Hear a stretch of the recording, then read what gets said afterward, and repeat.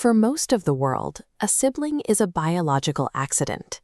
They are involuntary, lifelong roommates, and usually our very first childhood rivals. Hindu culture takes a different approach. Here, the brother-sister bond is elevated from a genetic coincidence to a sacred, lifelong alliance. This devotion is built into the calendar.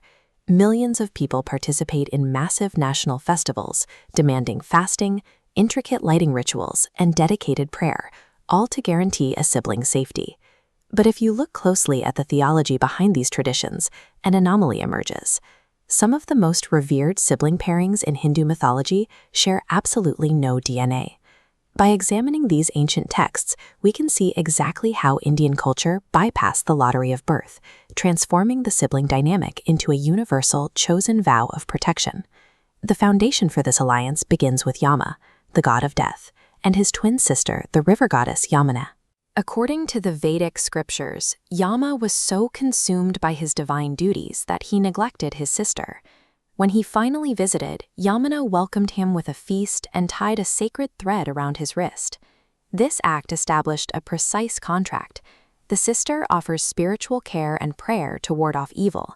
In exchange, the brother guarantees her physical protection and grants the boon of a long, prosperous life. This myth formalized the roles of men and women within ancient Indian families. It codified a system of mutual dependency where neither sibling could navigate life entirely alone. It established a biological baseline for society. The brother-sister bond became a functional safety net, ensuring every individual had a dedicated guardian built into their family tree. Psychologists view the sibling relationship as our first laboratory for social skills. We practice the rupture and repair of conflict to build emotional resilience. When this support system is absent, we lose a critical training ground, leaving a lasting psychological void.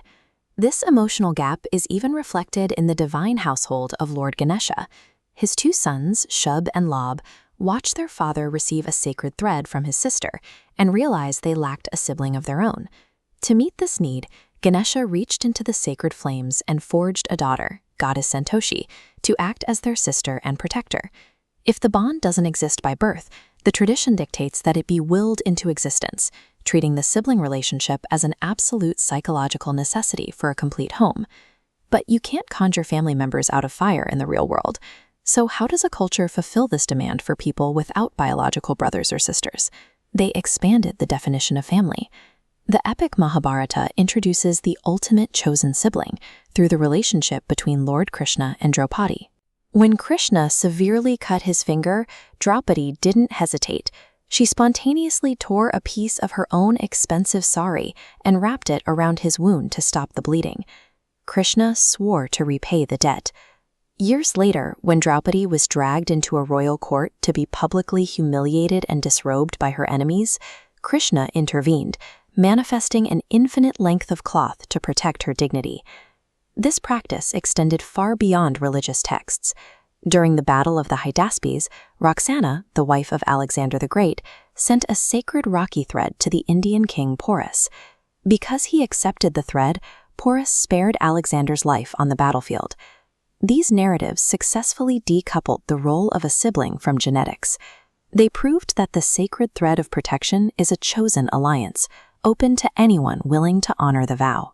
Today, these ancient non-biological sibling vows are still physically enacted, most visibly during the emotional Vidai ceremony at Indian weddings. As the bride departs, her brothers, by blood and choice, push her carriage. This ancient promise physically demonstrates their willingness to be her permanent strength. By detaching the role of sibling from biology, the culture provides a failsafe, a way to guarantee the psychological support of a family even when the bloodline ends. Family structures inevitably fracture with time and distance, but this cultural blueprint ensures no one has to navigate life without a dedicated protector, leaving us to ask, who holds your protective thread?